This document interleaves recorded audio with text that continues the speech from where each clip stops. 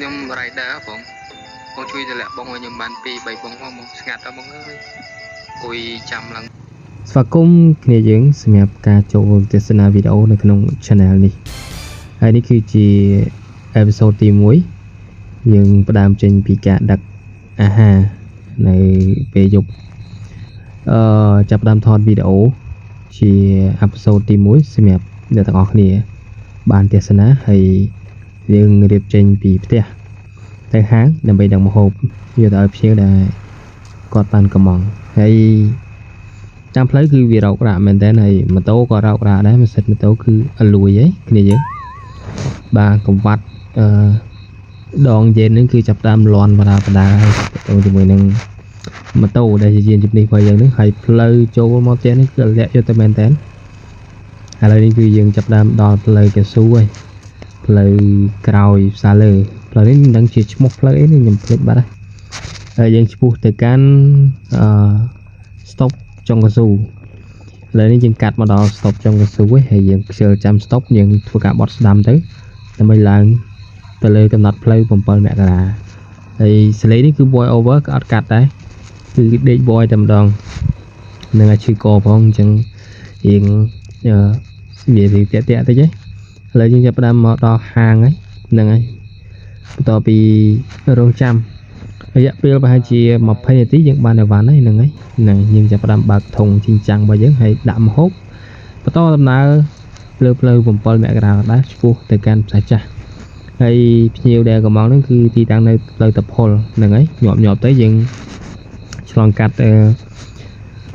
ផ្លូវកំណត់ផ្លូវ7មករាហ្នឹងហើយជិះម៉ូតូអ្នកទាំងអស់គ្នាអាចឃើញបាទជិះម៉ូតូគឺយើងអត់សូវជាប្រកាន់ច្បាប់ចរាចរណ៍ទេយើងវ៉ាលិចវ៉ាកើតហ្នឹងហើយដោយសារវាយប់ស្ងាត់ហើយម៉ោង10មិន10ជាងដូចជាម៉ោង11កន្លះអញ្ចឹងក៏អត់សូវមានបងប្អូនគាត់ធ្វើដំណើរទៅក៏យើងជិះអាសាមើលកញ្ចក់ក្រោយហើយវ៉ាលិចវ៉ាកើតអញ្ចឹងទៅតែប៉ុន្តែវាមិនជាលឿនអីទេម៉ូតូហ្នឹងជិះម៉ូតូ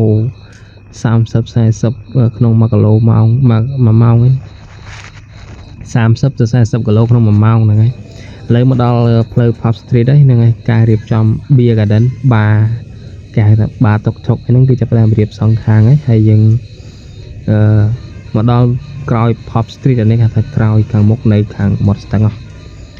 ហើយភ្ញៀវក៏ចាប់ផ្ដើមចេញទៅផ្ទះបដាដោយសារតែយប់ហើយម៉ោង10ជាងជា12ហើយដោយសារតែអត់មានបុណ្យមានទានអីផងក៏